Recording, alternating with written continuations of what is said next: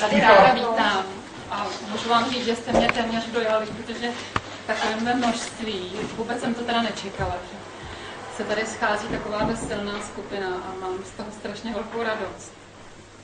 A mám radost i z toho, protože za ty léta, co dělám přednášky a dělala jsem je v soukromí, až teď, poprvé v červnu, jsem začala vylézat trošku na veřejnost a taky ne díky mně, mojí vůli, ale skutečně boží vůli. A tohle to vám všechno budu vyprávět. Tak jsem vlastně za ta léta skutečně vydávala minimum mužů. A tady těch mužů už je docela dost na to, kolik jich skutečně se zabývá duchovném a mám z toho hrozně velikou radost. To neznamená, že bych vás muže nějak vyzdvihovala, pozor, poprvé. Ale všude má být rovnítko. Samozřejmě žena je emocionální tvor, to uvidíte, až budu vykládat jednotlivé čakry, abyste se viděli, jaký jste. A žena pomáhá muži přecházet potom rovinu jednoty. Ale k tomu se dostaneme pravděpodobně až zítra. Já se teď trošičku jakoby uvedu, abyste viděli, kdo jsem, abyste neměli obavy, že se s vámi někdo zahrává. Já jsem se narodila jako mystik. Mystika je vlastně nauka, jak komunikovat s Bohem. A mystik, který se narodí mystikem, což se mystikem rodíme, to je jediná možnost. Jsou výjimečné stavy, kdy se ze dne na den mystikem stát můžete, ale to už je skutečně velká milost boží, která se takhle uděje. S mysticismem mystika nemá co společného. Mysticismus je něco tajemného, strašidelného, to vůbec úplně škrtněte, vygumujte.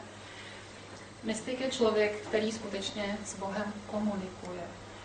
A já jsem se narodila 2 milujícím se lidem v Teplicích, žiju tam celý život, kteří nevěřili v Boha, nechodili do kostela, nic tam neprobíhalo. Přesto já jsem Boha slyšela v sobě a věděla jsem, že nesmím mluvit. A ten otec mě učil.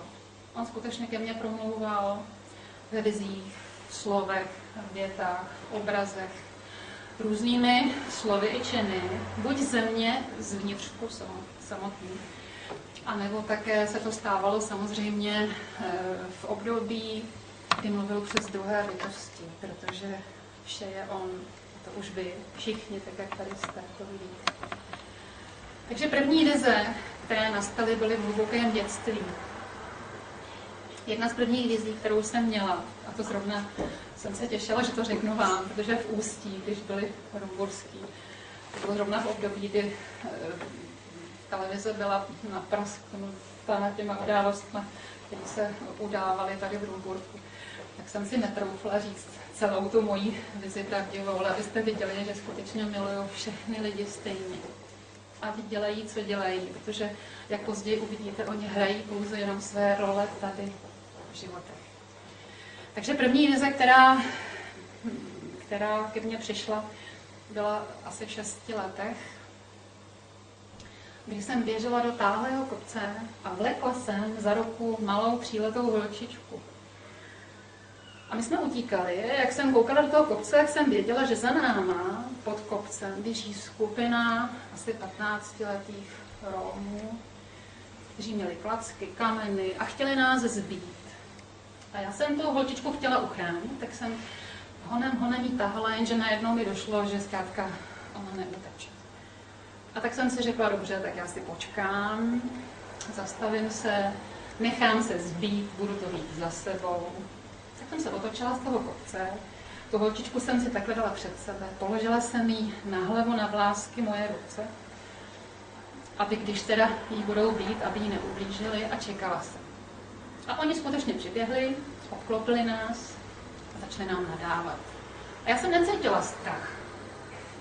Jenom jsem se tak koukala a přemýšlela jsem o tom, proč mě chtějí zbít, když já je miluju. A skutečně došlo k tomu, že oni se do nás pustili, jenže se stal podivný zázrak. Zázrak byl v tom, že oni nás začali bít, jenže všechny ty rány a kopance končily asi 5 cm podél našeho těla. My jsme byli v takové neviditelné bublině. Oni byli pořád zuřivější a agresivnější, skutečně, protože se do nás nemohli trefit. Nerozuměli tomu. A já, když jsem se podívala na ty ruce, které jsem držela na hlavě té holčičky malý, tak jsem si uvědomila, že kdybych je nadzvedla a nedotýkala se jí, že ona ty rány schytá. A všechno se rozplynulo. Já jsem se zbudila a věděla jsem tenkrát, že to je pravda. Ale nevěděla jsem, jak. Až po letech, kdy mě otec skutečně doučil a dovysvětlil všechno, i učením, i komunikací. Můžu vám s čistým svědomím říct, že to, co teďkom s váma tady budu dělat, podle přednášku, i dneska, i zítra, vás učím systému, který vám mám předat. Ano, narodila jsem se proto kvůli vám. A když skutečně se takhle budete chovat a dojdou vám věci, které tady jsou, tak se vám nikdy nic nemůže stát, protože de facto s vámi dělám mnoho věcí najednou. Za prvé vás vtahávám do přítomnosti. Za druhé, další rovnítko je otevírám vám třetí oko. Za další dochází k zasvěcení a překlinuji vás přes hladinu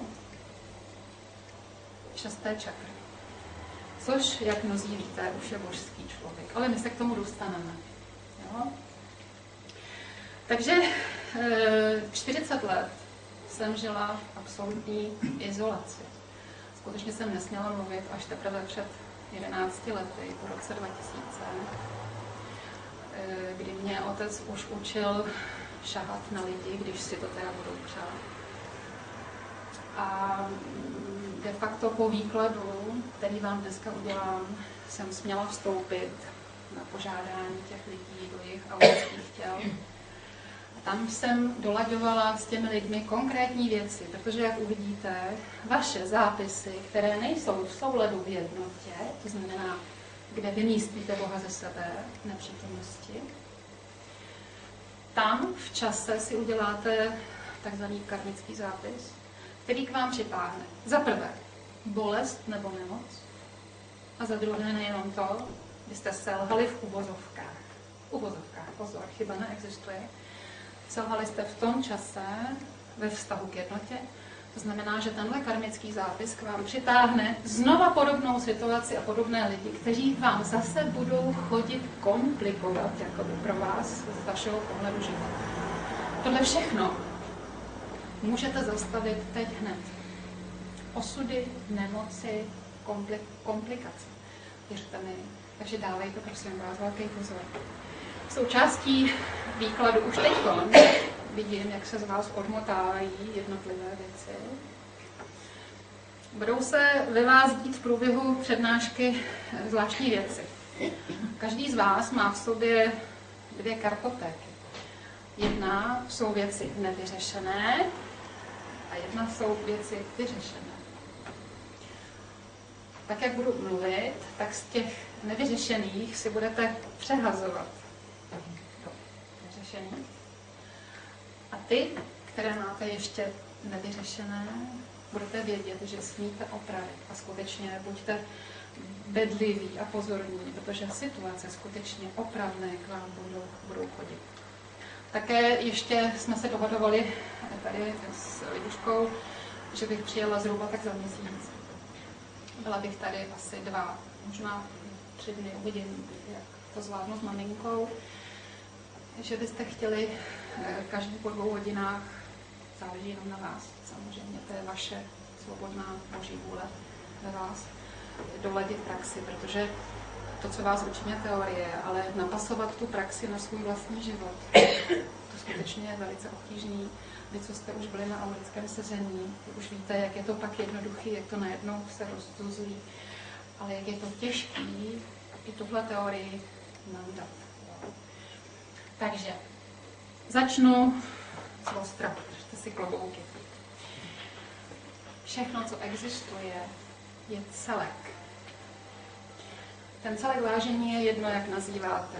Jsou lidé, kteří skutečně se brání slovu Bůh, ale to je smutné, protože to je samozřejmě jenom jméno. když budete mít, je to vlastně dohoda lidská, když budete mít třeba šálek nebo hníček, tak my mu říkáme šálek. Už si představte jenom, když se rozdělí tato věc na různé jazyky, třeba v angličtině to bude cup, v italštině táca, česky šálek. Je to pouze dohoda, že se to tak jmenuje, ale to nic nemění na tom, jak ta věc vypadá a jakou má samozřejmě službu. To znamená, že když jsou lidé, kteří se brání vehementně slovu Bůh, je to pouze jejich nepochopení situace. Ale je jedno, jak tomu říkáte. Já mu říkám Bůh, Otec nebo Pán, to abyste znali terminologii toho, o čem vám budu povídat. A někdo tomu říká vesmír, někdo tomu říká absolutno, nezáleží na tom. Takže já budu říkat Bůh. Všechno, ten celek je Bůh. A ten Bůh jste vlastně vy, jako jedna malá buňka z toho celku, z toho Boha, a zbytek světa, zbytek Boha. Tohle je základ vašeho pohledu odděleného ve hmotě, protože samozřejmě vy jste se narodili do hmotného těla. To hmotné tělo vaše je pouze váš domeček, ve kterém bydlíte. My se pak dostaneme ještě dál, dostaneme se k roli a ke skutečné fázi ve vás. Tohle je zatím základ.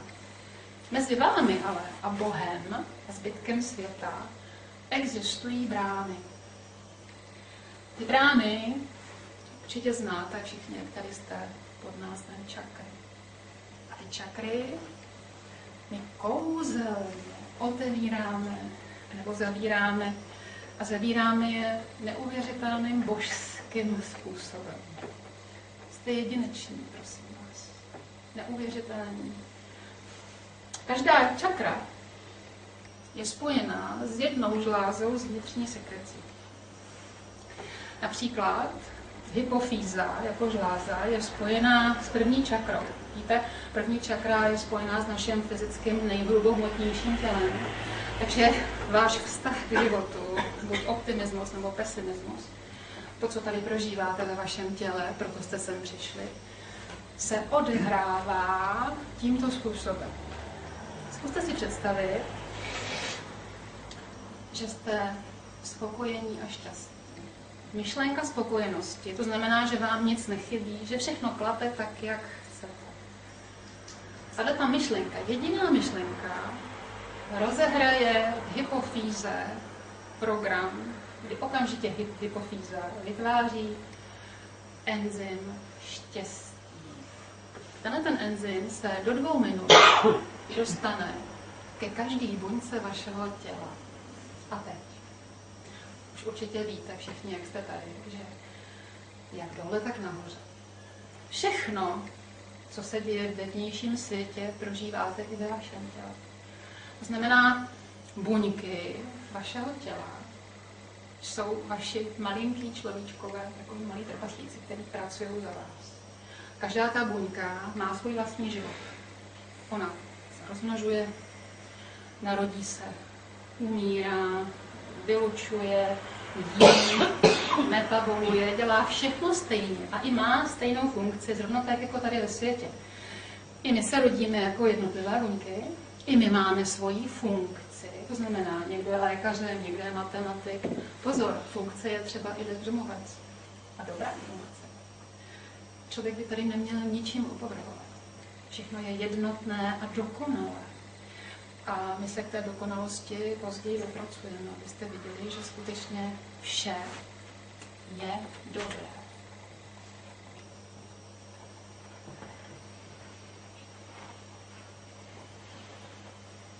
To je první božská věta. Já se k ní budu velice často vracet. Protože touhle větou a vysvětlováním všech věcí do téhle věty vám teď otevírám třetí oko. Ono se vám posléze, až odejdete odsud, zase přivře do míry, do kterých jste přišli.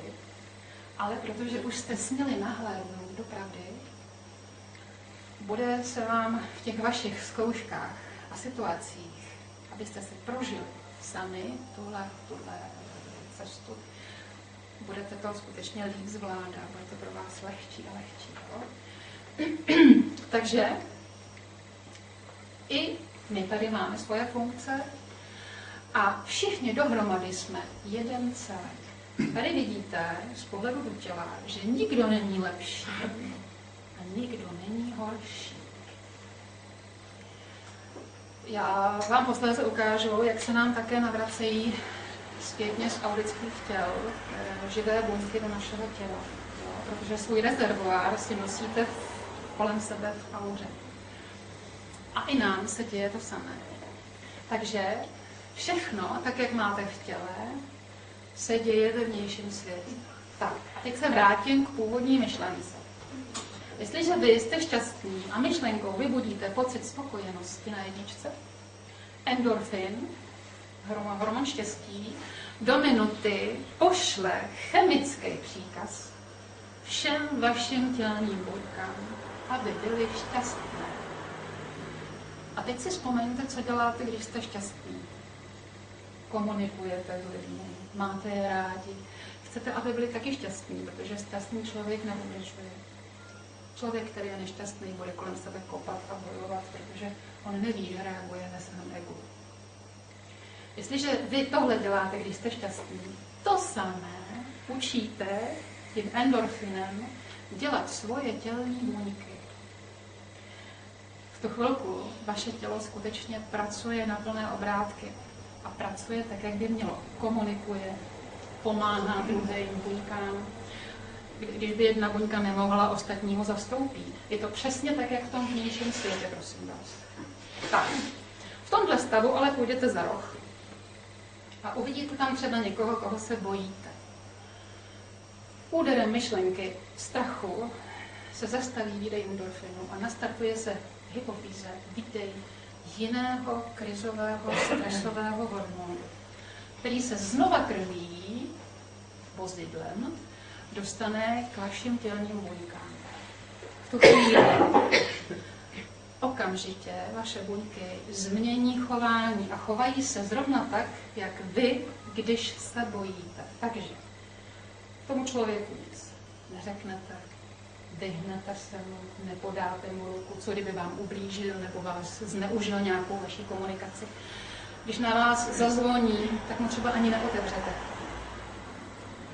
To samé dělají vaše buňky. A protože to je na úrovni první čakry, a vždycky ta čakra oživuje samozřejmě úsek vašeho těla. U nás je to přesně jako v krajích. Jo? Přesně tam, kde to je ta čakra, tak tam se vytváří podmínky pro tyhle věci. Takže ty buňky v téhle oblasti nespolupracují. Já vám teď ukážu, co se přesně děje na čakře. Každá čakra, která je dokonale otevřená, když vy jste spokojení, má asi takovou velikost. To je ideální stav, vy jste šťastní. Protože ta čakra, už jsem řekla, že je brána mezi vámi a Bohem. Vy si ty dveře uzavíráte svojí nespokojeností, to znamená, že ta čakra se takhle zavře. Myšlenkou nespokojenosti. A nebo, a já vám potom, až se dostaneme k jednotlivým čakrám, řeknu, jak se přesně chovat a nechovat. Protože existují vždycky dvě chyby. První chyba je, když se čakra víc uzavře, to znamená, že od Boha nemůžete skrz tu čakru dostat energii. Jste vyčerpaní, unavení a máte různé zádrhle. Přesně je budu specifikovat na jednotlivých čakrách. A nebo druhý problém je ten, že s tím chováním tu čakru víc otevřete, takže naopak z vás se vrací energie Otci. Ale Otec vám nic nedělá, vy si to děláte sami. To je to, co jsem vám vlastně přišla vysvětlit.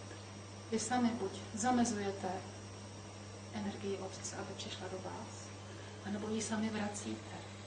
A proto jsem vlastně jakoby duchovní léčitel. Léčitelé všichni jsou pod 6. čakrou. Léčitelé léčí pouze následky, neznají příčiny, nemohou zjistit příčiny.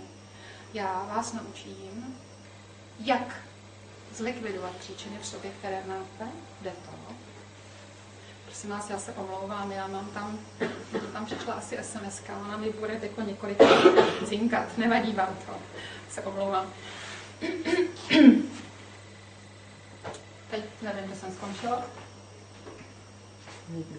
Že nám pomůžete s tím ukázat, jak se to dělá.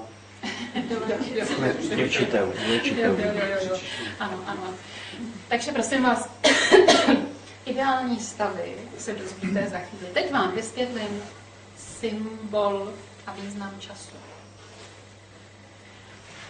Čas, prosím vás, neexistuje. To je základní postřeh, který musíte teď si uvědomit, abyste uměli pracovat s přítomností. Zkuste si představit,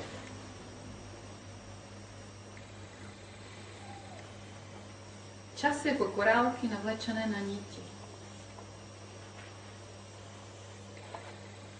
My budeme sedět tady v tomto přítomném času. Tady se setkáváme. A teď se vás zeptám, existuje minulost? Zkuste to přemýšlet, jestli existuje minulost. Prosím vás, minulost existovala, když byla přítomností. Ona se stala v přítomnosti, ale jakmile prošla přítomností, vy si ji posouváte do mozku, kde máme paměťový systém. Vy si pouze pamatujete minulou přítomnost. Minulost sama o sobě neexistuje. A navíc, jak později uvidíte, ani vy už neexistujete stejný, jako jste byli tenkrát v té minulosti. Jste úplně jiný. Protože tady probíhá paralelně spoustu věcí, které jdou těsně vedle sebe. Vy se vyvíjíte. Existuje budoucnost? Ne. Taky ne. Nevíte, jestli zítra nepůjdete pokřižovat se, něco vás nezajede, samozřejmě. Minulost existovala, když byla přítomností a budoucnost bude existovat, až bude přítomnost. Takže vidíte, že pouze vlastně de facto existují jenom přítomné okamžiky. Teď.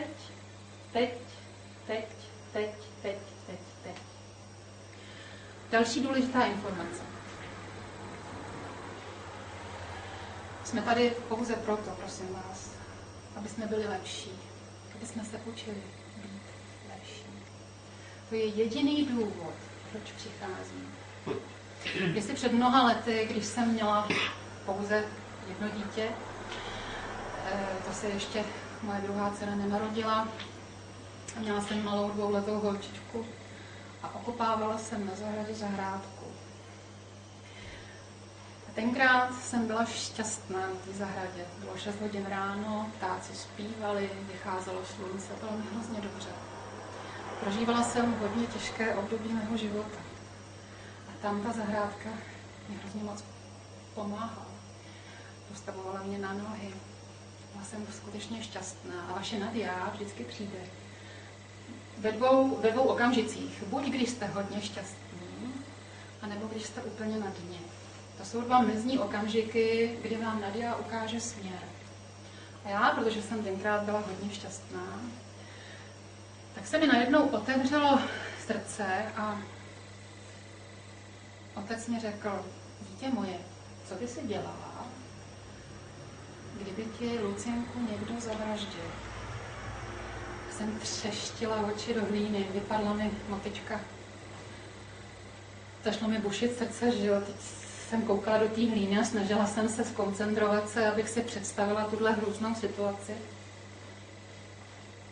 A řekla jsem spravedlivě a nestranně, co bych mohla dělat.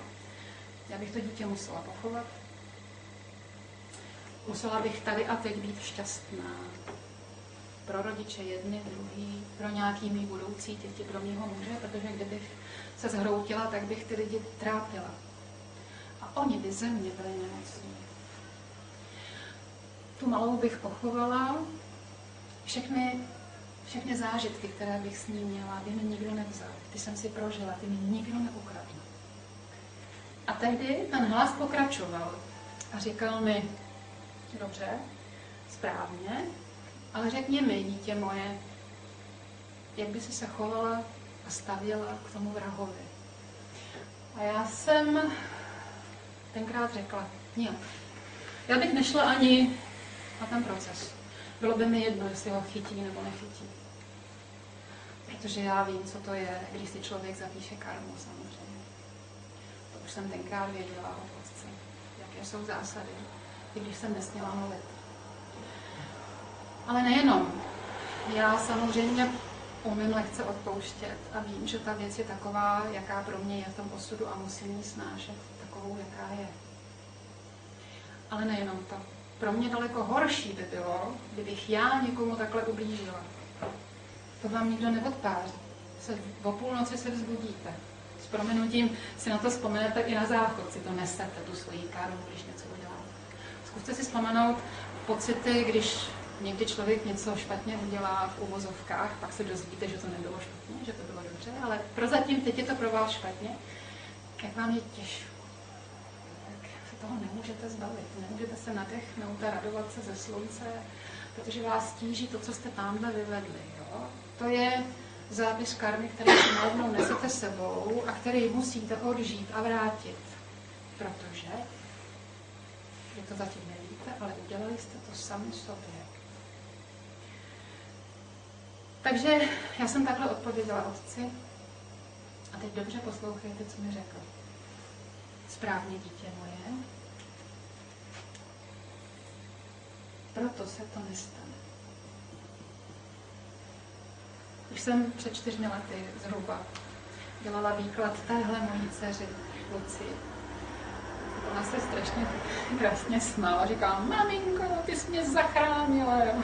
Dělala se z toho legraci. Ne, ano, to, co umíte, prosím vás, se nemusíte učit. Všechno je jako ve škole. Když jako prvňáček nebudete umět počítat do 20, nedostanete se do 2. třídy. A znova přijde paní učitelka a bude vám dávat ty samé příklady, abyste se do těch 20 naučili počítat. Všechno je ve vás. Takže ať je jakákoliv těžká situace, která nastává, přichází pro vás. Máte na to jí zvládnout. Bylo by to nelogické, abyste se dostávali do situací, které neumíte zvládnout, prosím vás. A všechno máte. Vaše nadjá vás posadilo do těla, které jste si sami vybrali. A vy jste vaše nadjá. Takže vaše nadjá ví, kam vás posílá. A že smíte věci zvládnout velmi dobře. Takže zachovejte vždycky klid, spokojenost, maximálně vyhrabte si optimismus, kde je můžete. Ten otec sám za vás všechno udělá. K tomu se pak dostaneme k tvoření. Takže vidíte, tady to je vidět, že pokud něco umíte, nemusíte se to učit. A obráceně. Teď vás ale naučím, a to vlastně vidíte, že můžete ovlivňovat, když už začnete žít přítomností, váš budoucí osud. Lidi většinou neumí, prosím vás, žít v přítomnosti. Jo? Takový klasický příklad člověka, který žije jenom v minulosti, je třeba. Ježišmarja, když jsem byl mladý. Nebo za komunistů, to se nám žilo. Jo? Ten člověk jenom tady fňuká, jo? A žije jenom tam. Jo? Tady se mu nelíbí. Takový člověk ani neví, že svítí slunce, že mu někdo pomohl, že se na něj lidi usmáli. Jo? On to nevnímá. Skutečně on to není. Prosím vás, základní informace. Vaše přítomnost je tam, kde máte tělo. Držte se toho. Jo? Takže když třeba jdu eventuálně třeba na nějakou nepříjemnou schůzku, na úřad třeba někam, kde vím, že mě budou drtit, nebojte se toho tady, než tam dojdete. Pardon, jsme na úřadě. Jsem to nemyslela. Ale až tam budete, tak veškerou svoji energii bez strachu nechte, prosím vás, k dispozici Otce. Optimisticky, s úsměvem, ať po vás chtějí, co chtějí, uvidíte, jaký se budou dít zázraky. Si to nedovedete představit. Každý vám vyjde vstříc. Jo? Takže, vidíte, tenhle člověk to neumí. Jo? Takový člověk, pesimista, bude chabrus na nohy. Ta jednička bude pořád tak sevřená, že bolesti nohou, úrazy samozřejmě, já vám pak i řeknu, jak se to tříští do hmoty nebo do duchovna, což je naše pravá strana, je duchovní, a levá strana je hmotná. Takže pokud pak šáhnu do aurického těla a vidím jednotlivé zápisy a i čas už poslední dobou mi jde odhadnout a vypočítat, kdy jste to udělali, tak tam se vám vrací zápisy, které znovu budete si opakovat, který jste neudělali dobře. Ale pak vás bolí buď levá strana, když přímo jste si někoho zhmotnili, nevidíte ho buď negativně, anebo duchovní, to je situační strana, že se vám třeba nelíbí, že se ta situace takhle zrovna dělá. Ale věřte mi, že se vždycky děje dobře. Zase se k tomu vracím. Takže to je člověk, který je pesimista. Jo? Kouká furt do minulosti. Nebo jsou lidé, kteří se zase pořád snaží dostat do budoucnosti a bojí se jí. Ježišmarja, já mám hypotéku. A já určitě onemocním Slovenci nohu. A já nebudu moc splácet. A banka mi sebere barák. Jo, prosím vás. Oba dva tyhle lidi nejsou v přítomnosti. Nejsou spokojení na jedničce. Takže tyhle ty i ten, skutečně budou mít problémy s nohama a dočkají se takovýchhle situací. Ten třeba taky s odřenýma ušima bude splácet, protože bude furt chabrus a bude nervózní a protivný, že i když by ho jenom něco bolelo, tak samozřejmě nebude tak ten člověk výkonný, nebude mít energii. On totiž toho otce sem nepustí, aby mu pomohl. Stěžuje si na všechno, na okolí, na osud a na všechno, ale on sám si tvoří takovýhle život.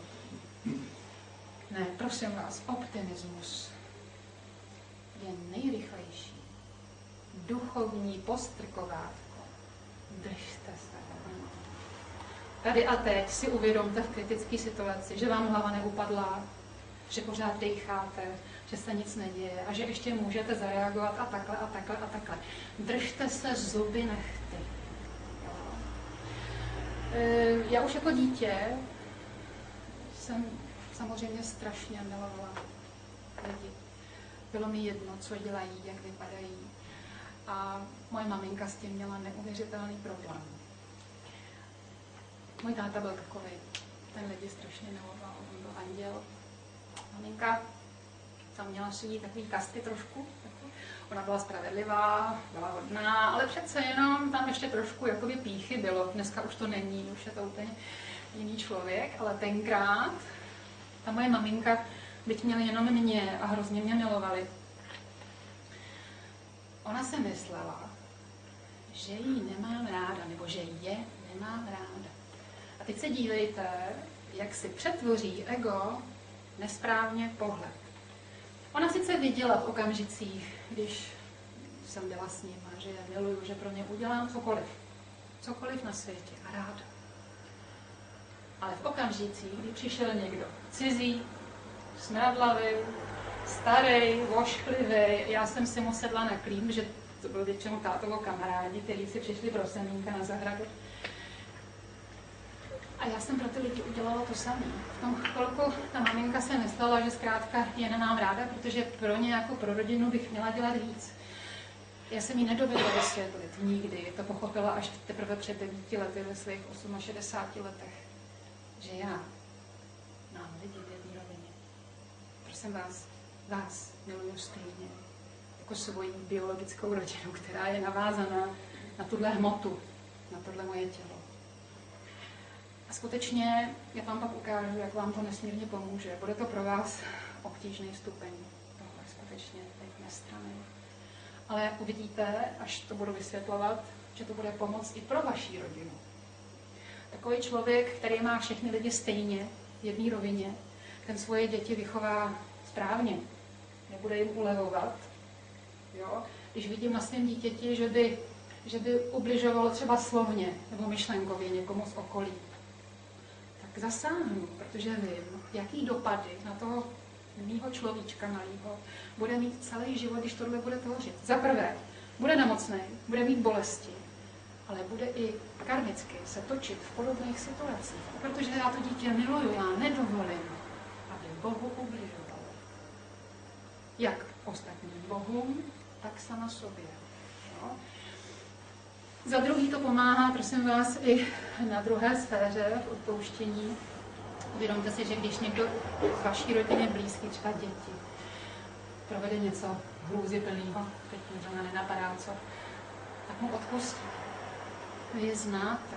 Víte, jak se probouzí, jak jsou sladký a jak jsou kouzelní, ale prosím vás, vy ty druhý lidi neznáte, protože nemůžete žít a celý svět mít natahaný do vašeho domečku, abyste je poznali víc. Je to pouze ta vzdálenost neznalosti těch bytostí.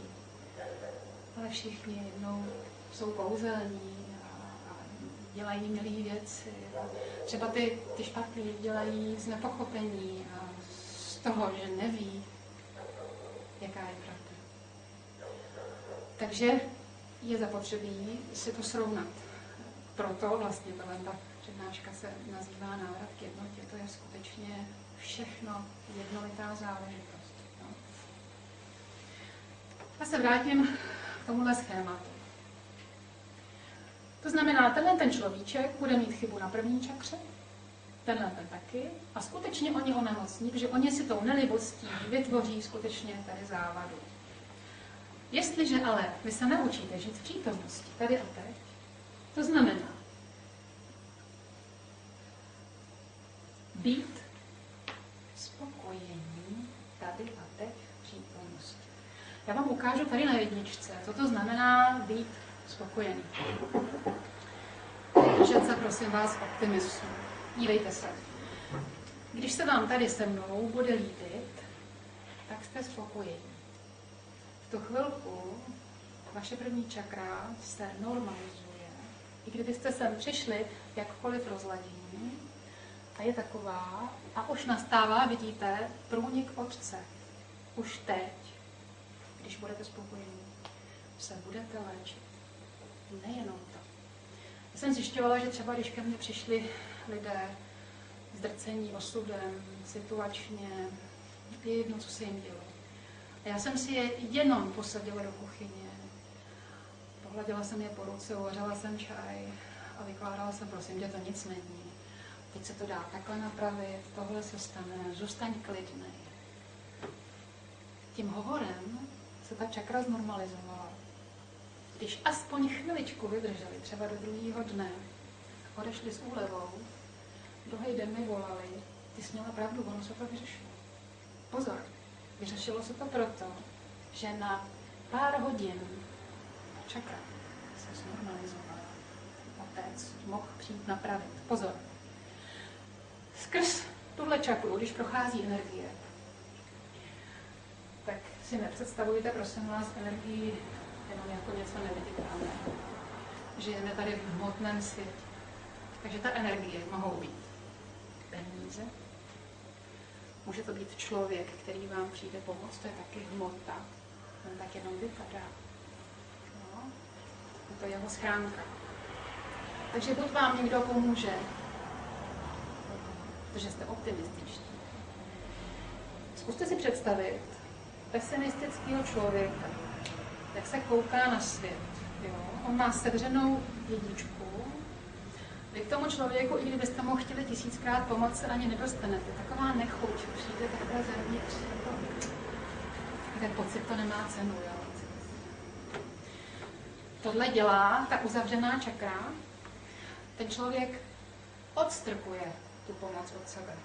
Já mám kamarádku, ta narodila se v naší ulici a zažila jsem s ní minulý rok neuvěřitelnou příhodu, kdy došlo k zádrhelům, ona si pořídila domeček, na ten domeček dostali od jejího tatínka po restituci peníze, takže si postavila, vrátila se vlastně do té naší ulice, nakonec si koupili pozemek. To byl její sen celoživotní. Ale přestože je ekonomka, tak to nějak špatně spočítala a najednou zjistila, že se dostala asi do minus 200 000. A strašně, ale strašně jí to rozladilo. A teď začal sled událostí. Jo? Jak jak se jí sevřela ta jednička, ještě na sebe samozřejmě měla zlost, už jí bylo špatně, na dvojce bolely ledviny, močový měchýř, protože si to vyčítala, jo, tam už začíná jet veliká hra, kterou si ten člověk dělá s námi. Ale hlavně, chtěla jsem vyprávět to, že když už se to vleklo asi 2-3 měsíce, jednoho dne někdo zazvonil. Jdu otevřít dveře a ona stála, vy, co jste byli u mě, víte, že mám asi 6 schodů takhle před domem, tak ještě jeden, druhý a pak je branka. Já jsem otevřela dveře a ona stála u té branky.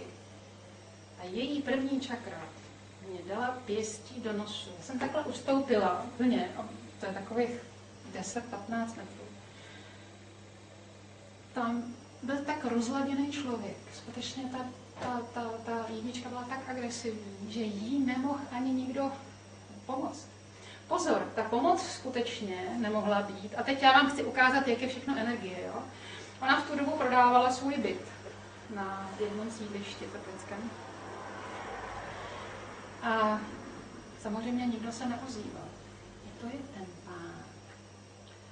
Jestliže ona posléze během 2 dalších měsíců na sobě zapracovala, my jsme pravidelně stahovali auru, domlouvala se jí, udělali jsme veškeré kroky, až když znormalizovala, trošku pár bolestí si odžila, pár nepříjemných situací, až když se s tím smířila, její čakra se dostala do normy, pak zavolali lidi, kteří si tam byt koupili. Sice to bylo za menší peníz, než chtěli, ale ona říká, no zaplať Pánu aspoň to. Prosím vás. Člověk, který je spokojený, smí dostat víc. Jestliže budete nespokojení, nedostanete nic, protože vy tu čakru sevřete. Ono se to k vám totiž nedostane. Ale sami si to tvoříte. Takže vidíte, jak tady tvoříte. A teď, jestliže tady v prostředním kanále vytváří ego, k tomu se dostaneme, negativní emoce, to znamená záporné emoce. Vy si ucpáváte těmi emocemi hlavní kanál k otci. Takže ho nemůžete slyšet, samozřejmě, protože mezi vámi a otcem ve vašem kanále, to jste vy, energetický příjem, jsou tady ty emoce, které pak prožíváte v bolestech nebo v špatných stavech. Jo?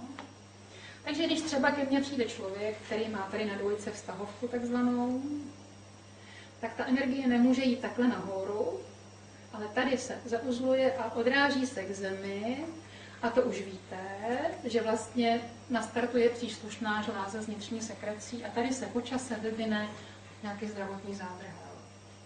Je to tím, že je tady takové zamotané klubíčko, které mimochodem už spoustu lidí najednou cítí, že najednou se tam objevilo. Jo?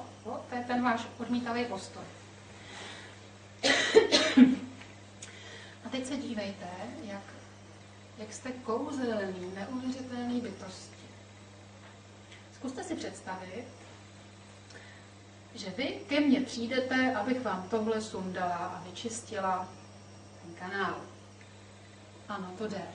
Jde to, prosím vás, jenom teď mezi přechody, mezi jednotlivými platonskými měsíci. Já se k tomu za nějaký krátký čas dostanu, co to znamená.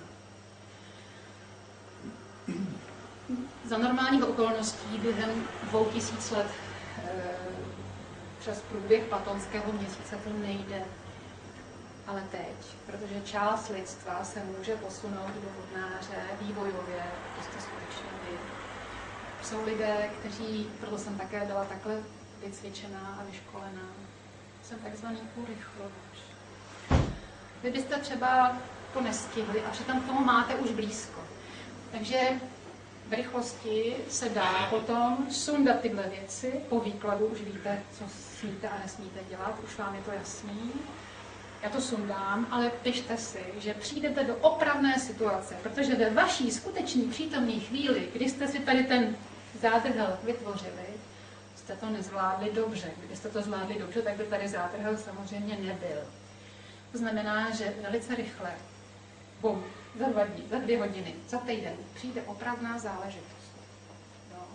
Ale vy už víte, jak se v té chvíli máte zachovat, co máte dělat. abyste to udělali dobře. Tady se vaše učení zrychluje, tím vás převádím do jiné dimenze, prosím vás. Jo? Všechno vysvětlím. Takže, jestliže se naučíte žít tady v přítomnosti, tak ten člověk smí využívat svoji minulost k zlepšení budoucnosti. Tady už je to vaření. Já dám takový jednoduchý příklad. Zkuste si představit, že jste žena, máte manžela, manžel je jedináček a máte žádlivou tchyni. Ale protože ta babička vlastně v té rodině ví, že to je dobrý, ty lidi si to většinou uvědomují, tak tu žádlivost schovává a nenápadně dává vám úkoly pro to, abyste je nemohla splnit, aby si pak mohla hubky dubky stěžovat za tím s tím synem, ale ona mě nemá ráda a tím samozřejmě dělá nepříjemnosti v rodině. Jo. To je takový triviální příklad. Zkuste si představit, že ta babička tady byla v úterý u vás, abyste nakonec vám ruply nervy, abyste se pohádali. Takže blbě, že jo. Zápis, vztahovka. Takže si pište, že znova dojde k setkání s touhle paní. Pozor, ona je váš úžasný trenažér, abyste se tohle toho naučili. A teď, mezi tím se ale jsou dva případy, jo? Dva možný případy. Buď se dostanete ke mně, já to stáhnu, a vás čeká čistý štít setkat se s tou babičkou.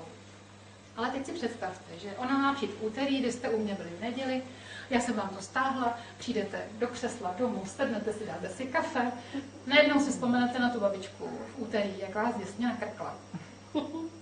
A znova prožijete zlost.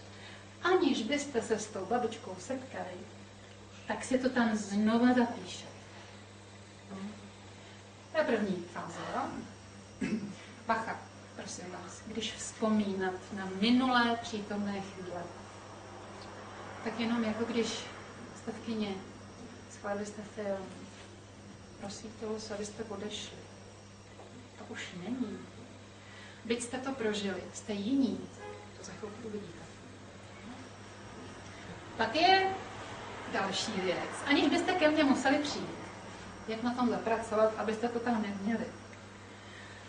Jste tady, sednete si do toho samého křesla s tímhle tím zádrhelem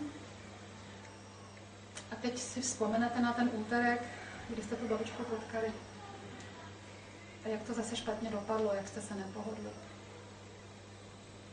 Ty to vymažete v té hlavě a zkusíte si předpřipravit opravnou situaci. Takže místo toho, abyste na tu babičku vyštěkli anebo se pohádali, tak řeknete, mami, dej už pokoj. Já tě mám ráda.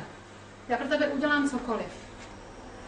Ale uvědom si, že ty mi dáváš úkol nesplnitelný. Já ve všední den ti to udělat nemůžu. Já ti to můžu udělat v sobotu v neděli. Ty to chceš dneska. To není o tom, že bych tě neměla ráda, ale vyber si. Buď ti to udělám v sobotu v neděli, ve všední den nemůžu, mám 2 malé děti, chodím do práce. A nebo si na to najmeš někoho jiného. Ale záleží jenom na tobě. My bychom se mohli mít úplně nádherně a tohle to nám kalí vlastně jako všechno. Tak, vy ale, protože jste si to předpřipravili v hlavě, ještě se to neudálo. Vy se do té přítomné chvíli s tou babičkou musíte samozřejmě dostat, protože to je pro nás razítko. Jakmile tím projdete ve skutečné přítomné chvíli a zvládnete to, máte to za sebou. Všechno padá. Málo kdo dokáže to opravit o 100% líp, prosím vás. Jo. Pro vás ale to setkání bude už jednodušší, protože vy jste ho vlastně jakoby na nečisto prožili už v hlavě. Vy jste si to připravili. Takže třeba to setkání bude o minus 30%, je lepší. Další bude o minus 20%. Ono to bude v těch budoucích přítomných chvílích jakoby slávnout, až najednou zjistíte jednoho dne, že tu svoji tchýni vlastně strašně milujete, že toužíte potom, aby přišla. Zase samozřejmě se budete učit něco jiného, no, ale tohle skutečně, prosím vás, tohle probíhá, ale jenom vždycky v přítomnosti. Proto se zaměřte na vaši přítomnost a zase opakuju, přítomnost je tam, kde máte svoje tělo, prosím vás. Takže dělat si starosti tamhle někde, co bylo nebo co bude, je úplně zbytečný. Tím to zhoršujete. Vy si zhoršujete svůj budoucí přítomný okamžik. Tím, že se bojíte. Nebo něco nechcete. Hurá! Jo, všechny události jsou úžasné, které na vás čekají. Vy jste si je naprogramovali. Já pak budu mluvit u 6, jak si nedělat, prosím vás, žádný ochrany před ničím. Ne. Vaše naděja vás postavilo do tohohle těla, do tohohle života, abyste si všechno prošli. Vaše ego to odmítá, nedělejte to. Jsou věci, které skutečně se nedají obejít. Musíte jít přes ně. Ani ne se zavřenýma očima, ani oklikou, ani nepodlezete, ani nepřeskočíte, zkrátka musíte jít proti nim a vyřešit. To je všechno, co se po vás chce. A věřte mi, že většinou se stává, že pak jste úžaslí, jak to bylo vlastně jednoduché. Tak, tohle to je čas. Prostor, prosím vás, taky samozřejmě neexistuje, já se pak vrátím k dimenzím. Zkuste si představit, moje obě dvě dcery žijí v cizině. Každá 1100 kilometrů na jednu nebo na druhou stranu. Jedna žije v Itálii a jedna žije ve Francii. A skutečně se mnou to nikdy nehýbalo. Oni byli se mnou a jsou, prosím vás, i tady teď s námi. A nejenom to, i všechny moje vnoučata, mám jich 5. Nikdy jsem necítila žádný stesk, bolest, ani když obě odcházely skutečně velice mladé. Není to tak. Za prvé mám rodinu kolem sebe, kohokoliv potkám na ulici. Je moje rodina, aniž by to ti lidé věděli. Jo. Víte, to je taky podmínka jednoty. A za druhé, já bych je přece trápila. Když bych tady brečela, vyváděla, tak oni tam, byť mají báječné manžely, já mám báječné zeťáky, tak oni tam by nemohli být tak šťastní. Jsou to moje děti, miluju je. Takže i tohle to je, prosím vás, podmínka času a prostoru. Jakmile si tohle srovnáte, kdykoliv skutečně s nimi můžete být. Když přijdete ke mně na takzvané lidské vyšetření, nebo i na dálku samozřejmě, a i kdybych toho člověka v životě neviděla s jeho tváří a jménem, a zavolal někdo anonymně, že potřebuje se podívat, byť by byl na druhém konci vesmíru, já si tam na něj došáhnu. Protože, dívejte se, když já budu tahle buňka na mé dlani a budu bez prostoru a času žít v přítomnosti, to znamená, nebudu žít v egu, já budu v tom samém těle, jako je třeba tady buňka na hlavě. Jsme v jednom těle, my jsme jedno tělo, prosím vás. Vaše ego vás odděluje od jednoty a já vás naučím na čakrách všechny praxe samozřejmě, jak tohle to nevnímat. No. A žít skutečně v přítomnosti. Jakmile tohohle dosáhnete, na dálku z mý kuchyně nebo odsaď, komukoliv můžu pomoct na dálku a říct mu, co teď udělal špatně, jaký časový úsek zpátky, jak to napravit. Takže vidíte, že prostor neexistuje. A čas.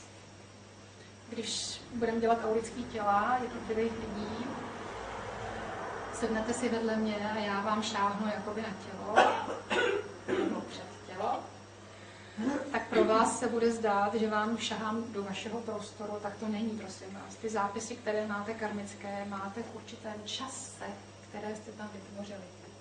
Takže vidíte, že čas je zase úplně něco jiného. My se k tomu dostaneme v dimenzích. Tak, ještě než přijdeme k dimenzím, potřebuji vám vysvětlit stav vývoje vašich všech těl. Co to je vaše všechny těla? Jsou to všechny vaše role, které jste kdy hráli.